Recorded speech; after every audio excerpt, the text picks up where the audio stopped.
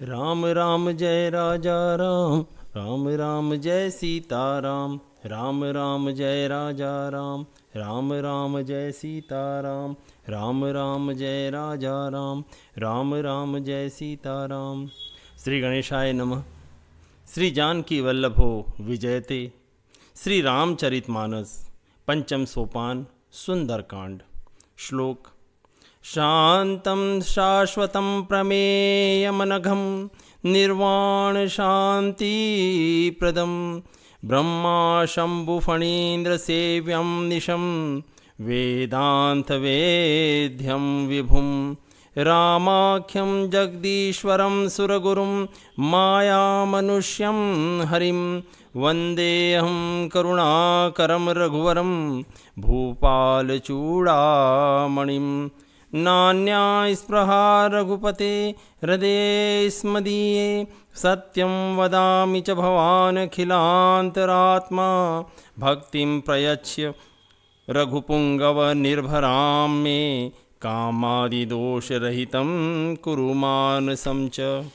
अतुलितबलधामं हेमशैलाभदेहं दनुजवनकृशानु ज्ञानिनाम् अग्रगण्यं सकलगुणनिधानं वानराणामधीशं रघुपतिप्रियभक्तं वातजातं नमामि। जामवंत के वचन सुहाय सुनि हनुमंत हृदय अति भाई। तब लगी मोहि परिखेहु तुम भाई सही दुख कंद मूल फल खाई। जब लगी आवो सीत ही देखी होई ही काज मोहि हर्ष विशेषी। यह कई नाई सबनि कहु माथा चले हर्षि ही धरि रघुनाथा। सिंधु तीर एक भूधर सुंदर कौतुक कूदि चढ़े ताऊ पर। बार बार रघुवीर संभारी तरक्यो पवन तनय बल भारी। जय गिरि चरण देई हनुमंता चले सुगा पाताल तुरंता। जिमि अमोघ रघुपति कर बाना एहि भांति चले हनुमाना। जलनिधि रघुपति दूत बिचारी तय में नाक होई श्रमहारी। हनुमान तेहि परसा कर पुनि कीन्ह प्रणाम। राम काजु कीन्हे बिनु मोहि कहाँ विश्राम।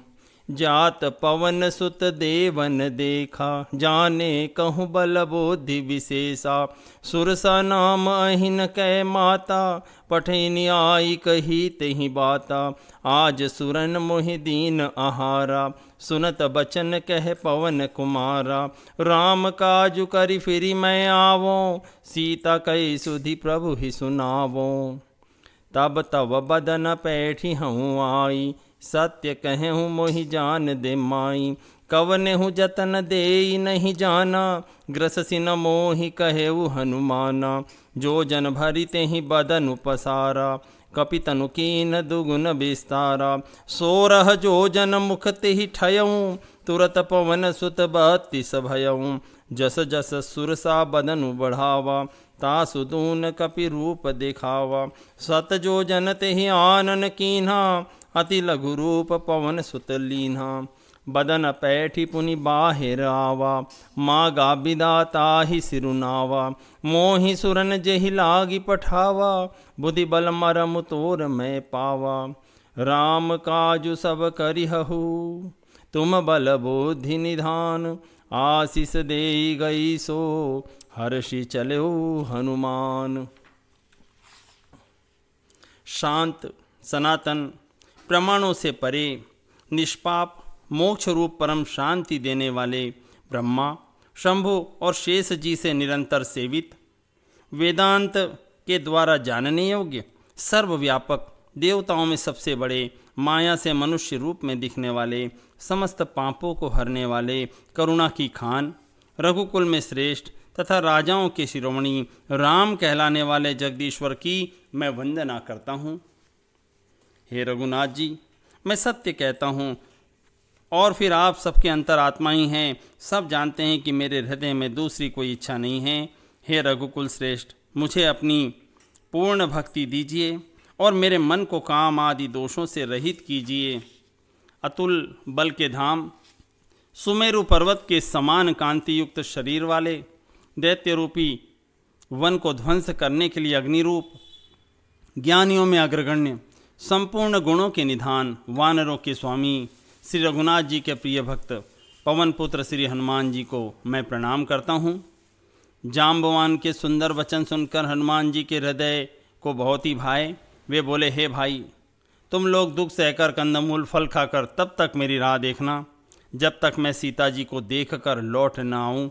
काम अवश्य होगा, क्योंकि मुझे बहुत ही हर्ष हो रहा है। यह कहकर और सबको मस्तक नवाकर और हृदय में श्री रघुनाथ जी को धारण करके हनुमान जी हर्षित होकर चले। समुद्र के तीर पर एक सुंदर पर्वत था। हनुमान जी अनायास ही कूदकर उसके ऊपर जा चढ़े और बार बार श्री रघुवीर का स्मरण करके अत्यंत बलवान हनुमान जी उस पर से बड़े वेग से उछले। जिस पर्वत पर हनुमान जी पैर रखकर चले, जिस पर से वे उछले, वह तुरंत ही पाताल में धंस गया। जैसे रघुनाथ जी का अमोघ बाण चलता है, उसी तरह हनुमान जी चले। समुद्र ने उन्हें श्री रघुनाथ जी का दूत समझकर मैनाक पर्वत से कहा कि हे मैनाक, तू इनकी थकावट दूर करने वाला हो, अर्थात अपने ऊपर इन्हें विश्राम दे। हनुमान जी ने उसे हाथ से छू दिया, फिर प्रणाम करके कहा, भाई, श्री राम जी का काम किए बिना मुझे विश्राम कहाँ। देवताओं ने पवन पुत्र हनुमान जी को जाते देखा। उनकी विशेष बल बुद्धि को जानने के लिए उन्होंने सुरसा नामक सर्पों की माता को भेजा। उसने आकर हनुमान जी से ये बात कही, आज देवताओं ने मुझे भोजन दिया है। यह वचन सुनकर पवन कुमार हनुमान जी ने कहा, मैं श्री राम जी का कार्य करके लौट आऊँ और सीता जी की खबर प्रभु को सुना दूँ, तब मैं आकर तुम्हारे पास मुंह में घुस जाऊँगा, मुझे खा लेना। हे माता, मैं सत्य कहता हूँ, अभी तो मुझे जाने दे। जब किसी भी उपाय से उसने जाने नहीं दिया, तब हनुमान जी ने कहा, तो फिर मुझे खा ही ले। उसने 4 कोस में मुंह फैलाया, तब हनुमान जी ने अपने शरीर को उससे दूना बढ़ा लिया। उसने 16 योजन का मुख किया। हनुमान जी तुरंत ही 32 योजन के हो गए। जैसे जैसे सुरसा का मुख बढ़ता था, हनुमान जी उसका दूना रूप दिखलाते थे। उसने 100 योजन 400 कोस का मुख किया, तब हनुमान जी ने बहुत ही छोटा रूप धारण कर लिया और वे उसके मुंह में घुसकर तुरंत बाहर निकल आए और उसे सिर नवाकर विदा मांगने लगे। उसने कहा, मैंने तुम्हारे बुद्धि बल का भेद पा लिया, जिसके लिए देवताओं ने मुझे भेजा था। तुम श्री राम जी का सब कार्य करोगे, क्योंकि तुम बल और बुद्धि के भंडार हो। यह आशीर्वाद देकर वह चले गई। तब हनुमान जी हर्षित होकर चले।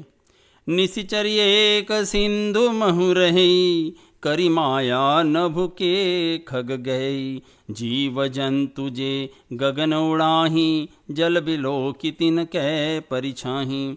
गई छाह सक सोन उड़ाई, एहि विधि सदा गगन चर खाई।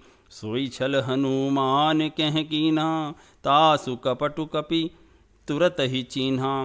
ताहि मारि मारुत सुत बीरा, बारिधि पार गयौ मति धीरा। तहाँ जाई देखी बन शोभा, कुंजत चंचरी कमधुलोभा। नाना तरु फल फूल सुहाए, खग मृग वृंद देखी मन भाए। शैल विशाल देखी एक आगे, तापर धाई चढ़ो भय त्यागे। उमान कछु कपि कै अधिकाई, प्रभु प्रताप जो काल ही खाई। गिरि पर चढ़ी लंका तिहि देखी, कहीं न जाई अति दुर्ग विशेषी। अति उतंग जल निधि चहु पासा, कनक कोट कर परम प्रकाशा। कनक कोट विचित्र मणिकृत सुंदरायतना घना। चौहट हट सुबट बीथी, चारुपुर बहुविधि बना। गजबाजी खचर निकर पद चर रथ बरूथनि को गनय। बहुरूप निशिचर जूथ अति बल, सेन बरनत नहीं बने। बन बाग उपवन बाटिका, सरकूप बापी सोहहि। नरनाग सुर गंधर्व कन्या, रूप मुनि मन मोहहि। कहूँ माल देह विशाल, शैल समान अति बल गरजहि। नाना खार नभिरहि बहुविधि, एक एक न तरजहि, करि जतन भट कोटिन बिकट तन नगर चहु दिसि रछहि।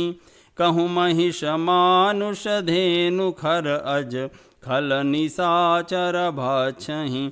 एहि लागी तुलसीदास इनकी कथा, कछुए कहे कही। रघुवीर सर तीरथ शरीरनि, त्यागी गति पे हहि सही। पुर रखवारे देखी बहु, कपि मन कीन विचार। अति लघु रूप धरो निसी, नगर करो पैसार। मसक समान रूप कपि धरी, लंक ही चले सुमिरी नर हरि। नाम लंकिनी एक निशिचरी, सो कह चले सी मोहि निंदरी। जान ही नहीं मरम सठ मोरा, मोर आहार जहाँ लगी चोरा। मुठिका एक महाकपिहनी, रुधिर बमत धरनी ढनमनी। पुनि संभारी उठी सो लंका, जोरी पानी कर विनय सशंका। जब रावण ही ब्रह्म बर दीना, चलत बिरंचि कहा मोहि चीन्हा। बिकल हो सीतें कपि के मारे, तब जाने सुनिसी चर संहारे। तात मोर अति पुण्य बहुता, देख्यो नयन राम कर दूता। तात स्वर्ग अपवर्ग सुख, धरिय तुलाय कंग। तूलनता ही सकल मिली, जो सुख लव सतसंग। समुद्र में एक राक्षसी रहती थी। वह माया करके आकाश में उड़ते हुए पक्षियों को पकड़ लेती थी। आकाश में जो जीव जंतु उड़ा करते थे, वह जल में उनकी परछाई देखकर उस परछाई को पकड़ लेती थी, जिससे वे उड़ नहीं सकते थे और जल में गिर पड़ते थे। इस प्रकार वह सदा आकाश में उड़ने वाले जीवों को खाया करती थी। उसने वही छल हनुमान जी के साथ भी किया। हनुमान जी ने तुरंत ही उसका कपट पहचान लिया।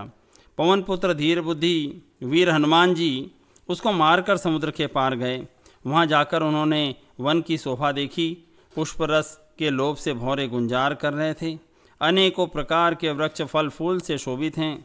पक्षी और पशुओं के समूह को देखकर वे मन में बहुत ही प्रसन्न हुए। सामने एक विशाल पर्वत देखकर हनुमान जी भय का त्याग कर उस पर दौड़कर जा चढ़े। शिव जी कहते हैं, हे उमा, इसमें वानर हनुमान जी की कुछ बड़ाई नहीं है। यह प्रभु का ही प्रताप है जो काल को भी खा जाता है। पर्वत पर चढ़कर उन्होंने लंका देखी। बहुत ही बड़ा किला है, कुछ कहा नहीं जाता। वह अत्यंत ऊंचा है। उसके चारों ओर समुद्र है। सोने की चहार दीवारी का परम प्रकाश हो रहा है। विचित्र मणियों से जड़ा हुआ सोने का परकोटा है। उसके अंदर बहुत से सुंदर सुंदर घर हैं। चौराहे, बाजार, सुंदर मार्ग और गलियां हैं। सुंदर नगर बहुत प्रकार से सजा हुआ है। हाथी, घोड़े, खच्चरों के समूह और पैदल और रथों के समूह को कौन गिन सकता है। अनेक रूपों के राक्षसों से के दल हैं। उनकी अत्यंत बलवती सेना वर्णन करते नहीं बनती। वन, बाग, उपवन, फुलवारी, तालाब, कुएं और बावलियां सुशोभित हैं।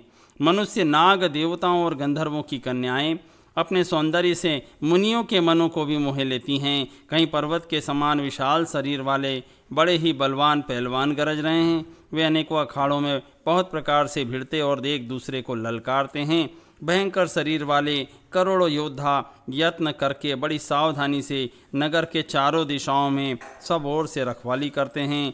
कहीं दुष्ट राक्षस भैंसों, मनुष्यों, गायों, गधों और बकरों को खा रहे हैं। तुलसीदास ने इसकी कथा इसलिए थोड़ी सी कही है। वे निश्चय ही श्री रामचंद्र जी के बाण रूपी तीर्थ में शरीरों को त्याग कर परम गति को पावेंगे। नगर के बहुसंख्यक रखवालों को देखकर हनुमान जी ने मन में विचार किया कि अत्यंत छोटा रूप धरूं और रात के समय नगर में प्रवेश करूं।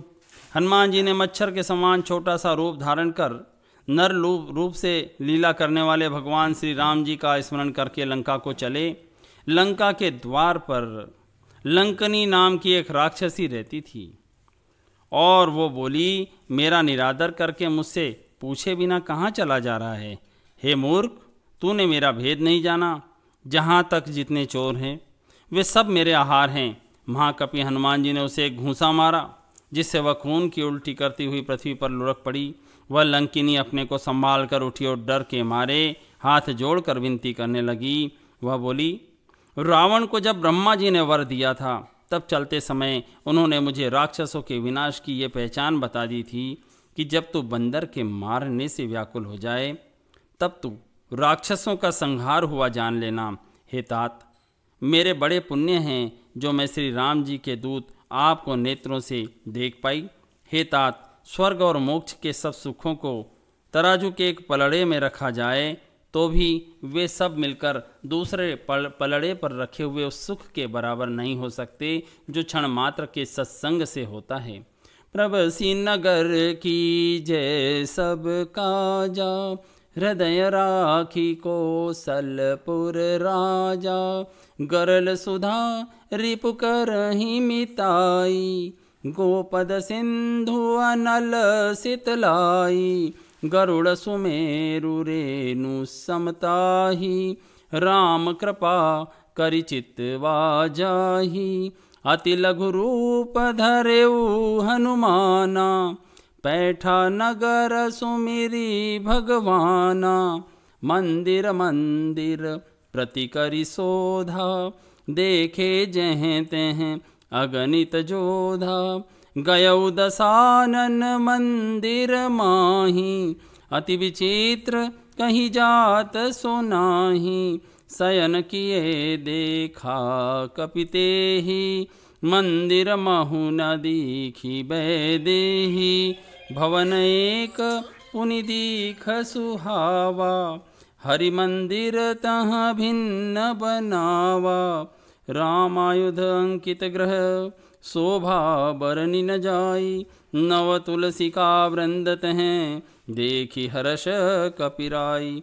लंका निशिचर निकर निवासा, यहाँ कहाँ सज्जन कर बासा।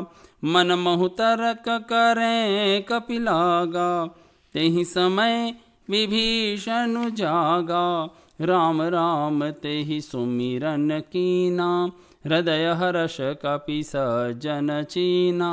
एहि सन हठि करि हऊँ पहचानी, साधु ते होई न कारज हानि। विप्र रूप धरि बचन सुनाए, सुनत विभीषण उठि तेहें आए। करि प्रणाम पूछी कुशलाई, विप्र कहेहु निज कथा बुझाई। कि तुम हरिदास न मह कोई, मोरे हृदय प्रीति अति होई। कि तुम राम दीन अनुरागी, आयहु मोहि करन बड़ भागी। तब हनुमंत कही सब राम कथा निज नाम, सुनत जुगल तन पुलक मन, मगन सुमिरी गुण ग्राम। और अयोध्यापुरी के राजा रघुनाथ जी को हृदय में रखे हुए नगर में प्रवेश करके सब काम कीजिए। उसके लिए विष भी अमृत जैसा हो जाता है, शत्रु मित्रता करने लगते हैं, समुद्र गाय के खुर के बराबर हो जाती है और अग्नि में भी शीतलता आ जाती है। और हे गरुड़ जी, सुमेरु पर्वत उसके लिए रज के समान हो जाता है, जिसे श्री राम जी ने एक बार कृपा करके देख लिया। तब हनुमान जी ने बहुत ही छोटा सा रूप धारण किया और भगवान का स्मरण करके नगर में प्रवेश किया। उन्होंने एक एक प्रत्येक महल की खोज की, जहाँ तहाँ असंख्य योद्धा देखे। फिर वे रावण के महल में गए। वहाँ वह बड़ा विचित्र था जिसका वर्णन नहीं हो सकता। हनुमान जी ने रावण को शयन किए देखा, परंतु महल में जानकी जी दिखाई कहीं नहीं दी। फिर एक सुंदर महल दिखाई दिया, वहाँ उसमें भगवान का एक अलग मंदिर बना हुआ था। वह महल श्री राम जी के धनुष बाण के चिन्हों से अंकित था। उसकी शोभा का वर्णन नहीं किया जा सकता। वहाँ नवीन तुलसी के वृक्ष समूह को देखकर कपिराज हनुमान जी हर्षित हुए। लंका तो राक्षसों के समूह का निवास स्थान है, यहाँ साधु पुरुष का निवास कहाँ? हनुमान जी मन में इस प्रकार तर्क करने लगे। उसी समय विभीषण जी जागे। उन्होंने राम नाम का उच्चारण किया।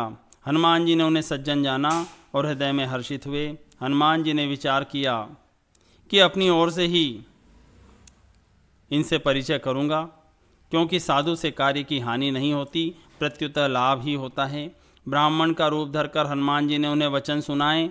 सुनते ही विभीषण जी उठकर वहां आए, प्रणाम करके कुशल पूछी और कहा, हे ब्राह्मण देव, अपनी कथा समझा कर कहिए, क्या आप हरि भक्तों में से कोई हैं? क्योंकि आपको देखकर मेरे हृदय में अत्यंत प्रेम उमड़ रहा है। क्या आप दीनों से प्रेम करने वाले स्वयं राम जी ही हैं, जो मुझे बड़भागी बनाने घर बैठे दर्शन देकर कृतार्थ करने आए हैं? तब हनुमान जी ने राम जी की सारी कथा कहकर अपना नाम बताया। सुनते ही दोनों के शरीर पुलकित हो गए और श्री राम जी के गुण समूहों का स्मरण करके दोनों के मन प्रेम और आनंद में मग्न हो गए। सुनहु पवन सुत रहनी हमारी, जिमि दस ननी महु जीभ बिचारी। तात कबहु मोहि जानी अनाथा, करी हहि कृपा भानुकुल नाथा।